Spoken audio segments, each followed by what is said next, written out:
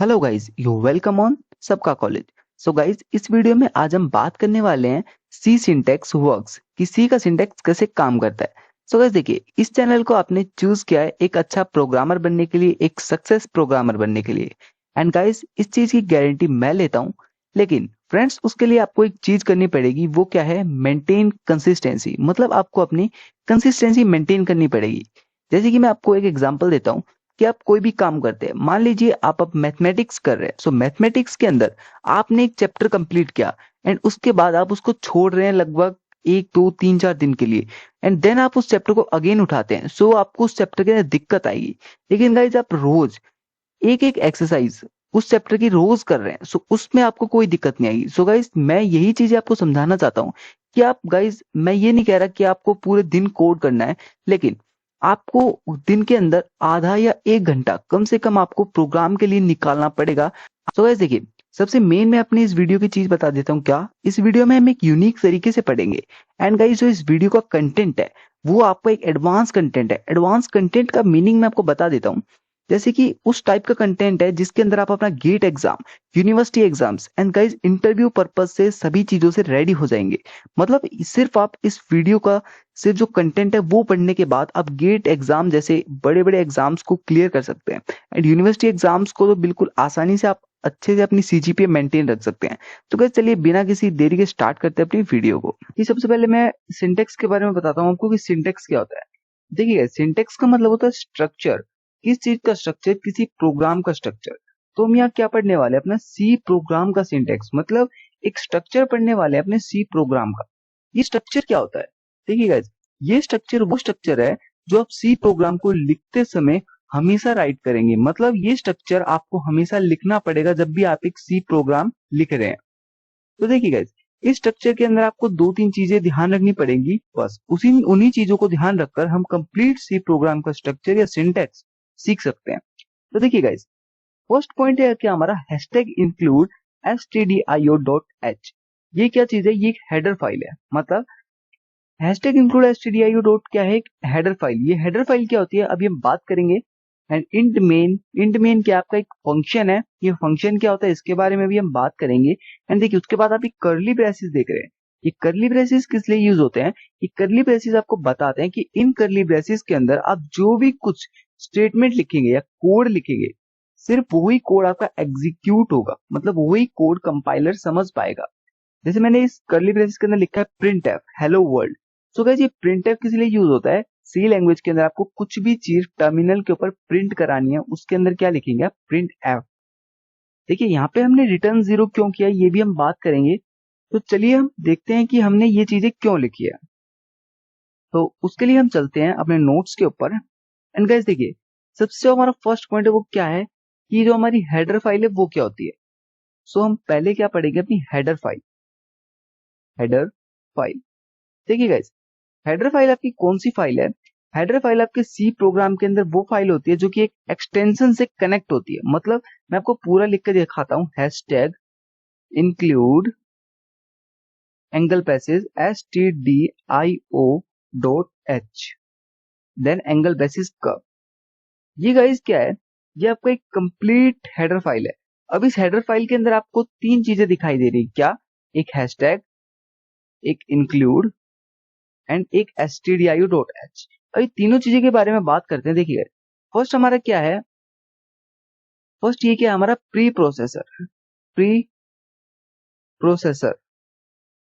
Include क्या है? हमें कोई भी फाइल इंक्लूड करने के लिए जो चीज हेल्प करती है। क्या मतलब? Include any file. हम किसी भी फाइल को इंक्लूड कर सकते हैं अपने हैशटैग इंक्लूड को यूज करके। FIL। ठीक है गाइज। एंड गाइज stdio.h क्या है? सबसे मेन जो क्या है वो आपका stdio.h। ये क्या है? ये आपकी लाइब्रेरी है। क्या है? लाइब्रेरी। मतलब इनबिल्ट फंक्शन जिसके अंदर आपके ऐड रहते हैं। इनबिल्ट फंक्शन, वो लाइब्रेरी जिसके अंदर आपके सी के इनबिल्ट फंक्शन लिखे रहते हैं। फंक्शन। अभी देखिए गाइस, यहाँ पे हमने देखा stdio.h के अंदर आपने एंगल पैसेज लिखे। ठीक है, वो क्या है? ये एक फॉर्मेट है, ये हमें लिखना पड़ता है। साथ ही stdio क्या है? stdio एक हेडर फाइल है जिसके अंदर क्या है आपकी कंप्लीट लाइब्रेरी स्टोर रहती है। एंड डॉट एच यहाँ पे क्या करता है, डॉट एच आपकी एक एक्सटेंशन है जो कि इन्हीं सभी लाइब्रेरी फाइल्स को कंटेन रखता है। ठीक है गाइस, आप देखिए बिल्कुल आराम से समझिए क्या जो हैशटैग है वो एक प्री प्रोसेसर क्या काम करता है, इस कंप्लीट जो फाइल है उसको क्या करेगा, आपके कंपाइलर को प्रोसेस करने के लिए प्रोवाइड करेगा। मतलब आपके कंपाइलर को बताएगा कि हम एक सी का प्रोग्राम लिख रहे हैं एंड सी के प्रोग्राम के अंदर जो भी हम यूज करते हैं, जैसे हम यूज करते हैं प्रिंट एफ। अभी प्रिंट एफ क्या कंपाइलर को कैसे पता कि प्रिंट एफ है, वो सिर्फ आपके टर्मिनल पे प्रिंट करने के लिए यूज होता है। सो गाइज ये चीजें कौन बताती हैं, आपकी stdio.h फाइल बताती है, क्योंकि गाइज इस फाइल के अंदर आपके बहुत सारे इनबिल्ट फंक्शन लिखे हुए हैं। अभी फंक्शन क्या होते हैं मैं आपको बता देता हूँ कि फंक्शन होते क्या है। तो देखिए गाइज, फंक्शन को देखने के लिए हमें क्या करना पड़ेगा,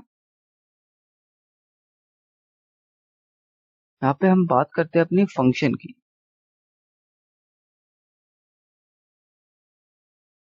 फंक्शन फंक्शन क्या होता है, देखिए गाइज फंक्शन हम अपने दूसरे पॉइंट के अंदर पढ़ रहे थे। क्या है फंक्शन आपका, जैसे मैं आपको यहाँ बता देता हूँ कि आपका फंक्शन क्या है।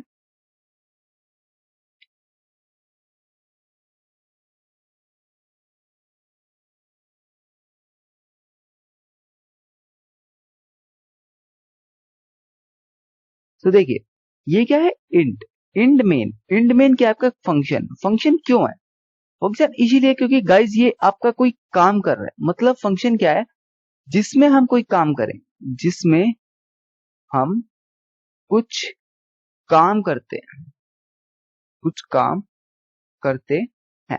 फंक्शन क्या होता है, ऐसी चीज जिसके अंदर हम अपना कोई काम करते हैं उन्हें क्या बोलते हैं, फंक्शंस। जैसे आपको नाम से ही पता चल रहा है फंक्शन, फंक्शन मतलब कुछ काम हो रहा है। तो गाइस देखिए यहाँ मैंने बात की थी कि आपने int main and int main के बाद आपने ये खाली जो ब्रेसेस देख रहे हैं ये क्या करते हैं, ये आपके खाली ब्रेसेस के अंदर क्या होता है, वॉइड, मतलब कुछ नहीं। इन ब्रैकेट के अंदर आप कुछ नहीं लिखेंगे, क्योंकि जो सारा प्रोग्राम है वो आप किन के बीच में लिखेंगे, इन करली ब्रैकेट्स के बीच में लिखेंगे। तो देखिए इंट क्या है, इंट आपका एक डेटा टाइप है जो कि बता रहा है कि आप किस टाइप का डेटा लिख रहे हैं। एंड मेन क्या है, मेन एक वो फंक्शन है, देखिए आप जो कुछ भी सी प्रोग्राम के अंदर एग्जीक्यूट करेंगे, मतलब आपके सी प्रोग्राम में जो कुछ भी एग्जीक्यूट होगा, जो कुछ भी एग्जीक्यूट होगा वो आपके सभी चीज मेन फंक्शन के अंदर लिखी होगी। मतलब आप जो भी कोड एग्जीक्यूट करना चाहते हैं वो किसके अंदर लिखेंगे, आप मेन फंक्शन के अंदर। फंक्शन क्या होता है, जिसमें हम कुछ काम करते हैं। अभी के लिए बस आप इतना ध्यान रखिए, फिर हम एक अलग वीडियो के अंदर पूरा फंक्शन देखेंगे कि कैसे हम एक फंक्शन बना सकते हैं और कैसे इनबिल्ट फंक्शन सी के अंदर रहते हैं। तो guys, ये था क्या हमारा फंक्शन। अभी हम बात करते हैं अपने थर्ड पॉइंट की, जो कि क्या है, करली ब्रैकेट्स। करली ब्रैकेट्स मैंने आपको बताया कि करली ब्रैकेट्स किस लिए यूज होता है, अपने प्रोग्राम को एक जगह देने के लिए। मतलब करली ब्रैकेट के अंदर आप जो भी स्टेटमेंट लिखेंगे वो क्या आपकी कोड की स्टेटमेंट, वो क्या आपकी कोड की स्टेटमेंट, यही स्टेटमेंट क्या होगी, आपकी एग्जीक्यूट होगी। करली ब्रैकेट के अंदर जो भी स्टेटमेंट आप लिख रहे हैं वो क्या होगी, आपकी एग्जीक्यूट होगी। करली ब्रैकेट के अंदर जो हमने प्रिंट एफ एंड रिटर्न ओ लिखा हुआ है, इसका मतलब क्या है, देखिए गाइस प्रिंट एफ का तो मतलब मैंने आपको बता दिया कि किसी भी चीज को प्रिंट करना क्या कहलाता है, प्रिंट एफ। मैंने एक प्रिंट एफ का एग्जांपल इसीलिए लिया है क्योंकि एक कोड की लाइन है। एंड गाइस करली ब्रैकेट के अंदर आप अपने कोड को लिख सकते हैं एंड यही कोड आपका एग्जीक्यूट होगा आपके टर्मिनल के ऊपर। अभी रिटर्न ओ क्या है, देखिए गाइस रिटर्न ओ क्या है, the last part of the C program is a return statement. जो सी प्रोग्राम का लास्ट पार्ट होता है वो क्या होता है, आपका रिटर्न स्टेटमेंट होता है। ये आपको क्या बताता है कि आपका जो प्रोग्राम है वो कोई वैल्यू रिटर्न कर रहा है या नहीं कर रहा। जैसे मैं मान लीजिए इफ, मान लीजिए आपका रिटर्न टाइप वॉइड है, मतलब आप जैसे लिख रहे हैं वॉइड मेन, तो वॉइड मेन ऐसे लिख रहे हैं फंक्शन, तो क्या है आपका जो रिटर्न टाइप है वो वॉइड है, मतलब आप कुछ भी रिटर्न नहीं कर रहे। एंड लेकिन आपका यहाँ पे जो रिटर्न टाइप है वो क्या है, इंट, मतलब आप लास्ट के अंदर कुछ रिटर्न करेंगे। तो मैंने यहाँ क्या रिटर्न किया, 0। सिर्फ अभी के लिए आप इतना ही समझिए कि रिटर्न क्या होता है, अपने सी प्रोग्राम को ये दिखाना होता है कि आपका जो सी प्रोग्राम है वो कुछ रिटर्न कर रहा है या नहीं कर रहा। उसको हम दिखाने के लिए क्या लिखते हैं, अपना रिटर्न फंक्शन लिखते हैं। एंड गाइज यही था क्या हमारा सी का सिंटैक्स। अभी एक बार हम कुछ पॉइंट्स देख लेते हैं इनके बारे में जो कि आप अपने एग्जाम के लिए प्रिपेयर कर सकते हैं। एंड गाइज गेट के लिए तो बहुत इंपॉर्टेंट पॉइंट्स है जो आपका सी का सिंटैक्स है गाइज, क्योंकि जो आपके फर्स्ट ईयर होता है बीटेक का उसके अंदर आपका सी प्रोग्राम ही करवाया जाता है। तो चलिए बात करते हैं, अपने प्रेजेंटेशन पे चलते हैं। एंड गाइज ये था हमारा क्या पूरा स्ट्रक्चर था सी का। ये हैशटैग इंक्लूड स्टूडियो क्या है, एक हेडर फाइल है। Int main void, int main क्या है, आपका मेन फंक्शन है जिसके अंदर आपका कंप्लीट कोड लिखा जाता है एंड यही कोड आपका एग्जीक्यूट होता है। जो चीजें मेन फंक्शन के लिखी होंगी आपका कंपाइलर सिर्फ उन्हीं चीज को एग्जीक्यूट करेगा। एंड करली ब्रैकेट किस लिए यूज होते हैं, आप अपने करली ब्रैकेट के अंदर अपने कोड की लाइनें लिख सकते हैं। साथ ही रिटर्न ओ किस लिए यूज होता है, आपके जो सी का जो प्रोग्राम है वो लास्ट के अंदर कोई वैल्यू रिटर्न कर रहा है या नहीं कर रहा, वो किस चीज से दिखाते हैं, हम रिटर्न से दिखाते हैं। एंड गाइज आप लास्ट के अंदर देख रहे होंगे कि हम सेमी कॉलम्स यूज कर रहे हैं हर जगह। जैसे मैंने प्रिंट एफ के लास्ट में ही सेमी कॉलन यूज किया, यहाँ पे रिटर्न ओ की जगह सेमी कॉलन यूज किया। गाइज ये क्या करते हैं, ये आपका क्या है, टर्मिनेटिंग पॉइंट्स, मतलब ये आपके जो प्रोग्राम की लाइन है उनको टर्मिनेट करता है, उनको स्टॉप करता है। आपकी लाइन कंप्लीट हुई, आपने क्या यूज किया, सेमी कॉलन, उससे क्या हुआ, आपकी कोड की लाइन टर्मिनेट हो गई। देखिए यहाँ पे हमने क्या पढ़ा था, पूरा सी का स्ट्रक्चर। अभी हम बात करते हैं कुछ पॉइंट्स की जो कि हमें अच्छे से याद रखनी होगी। देखिए गाइस, यहाँ पे हम बात करेंगे क्या, सबसे पहले बात करते हैं हेडर फाइल की। हेडर फाइल क्या होती है, देखिए guys, header file, the header is the first line in the C program. जो हेडर है वो आपका क्या है, फर्स्ट लाइन है आपके सी प्रोग्राम का, मतलब हैशटैग इंक्लूड stdio.h आपकी हेडर फाइल है, ये क्या आपकी फर्स्ट लाइन। गाइस ये तो आपको लिखनी ही लिखनी पड़ेगी, it is a very compulsory for your program. साथ ही जो आपकी हेडर फाइल है stdio.h, ये क्या है गाइस, देखिए डॉट क्या है, यहाँ पे डॉट डॉट हमने किस लिए लिया है, डॉट हमने यहाँ लिया है एक एक्सटेंशन को ऐड करने के लिए। ये वाली एक्सटेंशन क्या कर रहे हैं हम, ऐड डॉट एच से। एच क्या आपकी हेडर फाइल एंड एसटीडीओ क्या है आपकी लाइब्रेरी। सो कंप्लीट लाइब्रेरी की हमने जो हेडर फाइल है वो ऐड कर दिया हमारे सी प्रोग्राम के अंदर।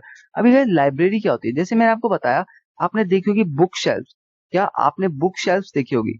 अभी बुक शेल्फ के अंदर क्या होती है, आपकी बुक्स रखी होती है, ठीक है। एंड आप क्या करते हैं, वहां पे अपनी बुक्स को ढूंढ सकते हैं, जाके देख सकते हैं एंड आप कोई भी बुक पढ़ सकते हैं। उसी तरीके से क्या होती है, सी की एक अलग लाइब्रेरी है जिसके अंदर बहुत सारे फंक्शंस लिखे होते हैं।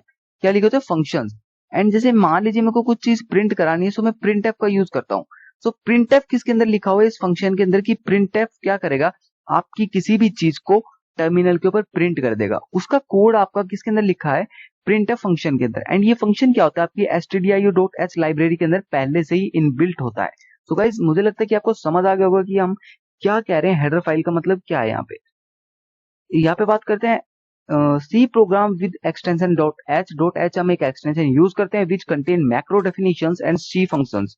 जैसे मैंने आपको बताया कि ये क्या करता है, मैक्रो डेफिनेशंस। डेफिनेशंस मतलब कुछ छोटी छोटी बातों का ध्यान रखता है, कुछ छोटी छोटी बातों को स्टोर करके रखता है अपने हेडर फाइल के अंदर, एंड सी फंक्शंस को भी स्टोर करके रखता है। जैसे मैंने एक सी फंक्शन का एग्जांपल लिया आपको, प्रिंट एफ। अभी हम बात करते हैं प्रोग्राम। देखिए सेकंड पॉइंट की बात करेंगे, program must contain the main. जो आपका प्रोग्राम की सेकंड लाइन है वो क्या, एक मेन फंक्शन कंटेन करेगी। ये मेन फंक्शन मैंने को बताया क्या करता है, मेन फंक्शन आपके मेन कोड को एग्जीक्यूट करने के लिए आप कहा उस कोड को लिखते हैं, मेन फंक्शन के अंदर। Because the execution in C program start from the main. जब का एग्जीक्यूशन होता है सी प्रोग्राम का, वो कहां से स्टार्ट होता है, मेन फंक्शन से स्टार्ट होता है। मान लीजिए आप मेन फंक्शन नहीं लिखेंगे तो आपका प्रोग्राम एग्जीक्यूट नहीं हो पाएगा। Variable declaration C is done inside the main function and can be used in the body anywhere. But before the main, we can also declare variables which are known as global variables. देखिए guys क्या है, मैंने यहाँ पे आपको बताया कि variable declaration, variable क्या होता है गाइस। वेरिएबल की मैंने एक कंप्लीट वीडियो बना रखी है कि वेरिएबल्स क्या होते हैं एंड क्या रूल्स होते हैं वेरिएबल को डिक्लेयर करने के। वहां से जाके आप उस वीडियो को देख सकते हैं। एंड क्या बोला इसने, variable declare in C is done inside the main function. क्या बोला है, वेरिएबल डिक्लेयर करना मेन फंक्शन के अंदर जरूरी होता है। Can be use in a body anywhere, कहीं भी हम बॉडी के अंदर इसको डिक्लेयर कर सकते हैं। But before the main function we can also declare variable. Main function को लिखने से पहले हम तब भी वेरिएबल को डिक्लेयर कर सकते हैं, जिनको हम क्या बोलते हैं, ग्लोबल वेरिएबल्स। मतलब ये वेरिएबल आपके हर जगह यूज हो सकते हैं।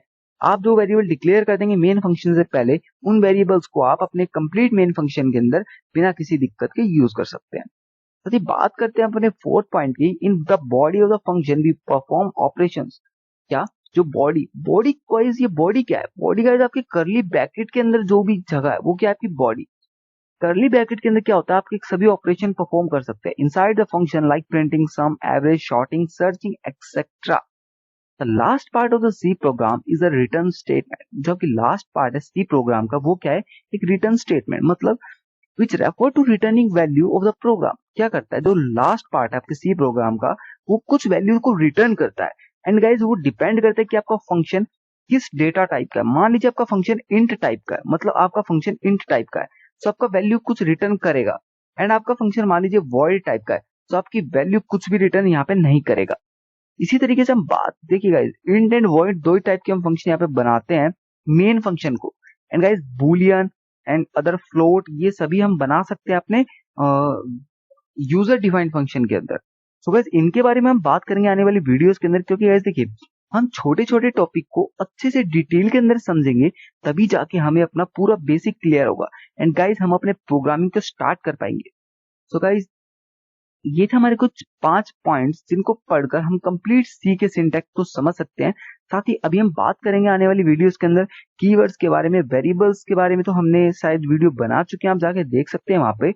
एंड कीवर्ड्स के बारे में, आइडेंटिफायर के बारे में, ऑपरेटर्स इन सी के बारे में, एंड गाइस डेटा टाइप्स जो कि मेनली यूज होते हैं आपके इंट, फ्लोट, कैर, ये सभी डेटा टाइप्स के भी बारे में बात करेंगे आने वाली वीडियोस के अंदर। साथ ही और भी इंपॉर्टेंट टॉपिक जैसे recursion, data structures and algorithm जैसे बड़े टॉपिक्स भी हम लेके आएंगे with advance content, advance questions, जो कि गाइस आप करके आपको कुछ नहीं सिर्फ वही क्वेश्चन आप अच्छे से कर लेंगे। सो गाइस आपकी अच्छी खासी प्लेसमेंट कहीं पे भी नहीं गई है। सो गाइस प्लीज इस चैनल को आप सब्सक्राइब कर लीजिए, क्योंकि गाइस आने वाली वीडियोस का आपको जल्दी नोटिफिकेशन मिल पाएगा एंड गाइस आप उसको जल्दी देख पाएंगे। सो गाइस बात करते हैं, देखिए लाइक करना है आपको ये वीडियो, शेयर करना है एंड गाइस सब्सक्राइब तो करना ही करना है। We will study about the data types of variable in next part. Next part के अंदर बात करेंगे हम डेटा टाइप्स के बारे में कि कौन कौन से डेटा टाइप्स हम पढ़ते हैं अपने सी प्रोग्राम के अंदर। So guys thank you so much, मिलते हैं नेक्स्ट पार्ट के साथ।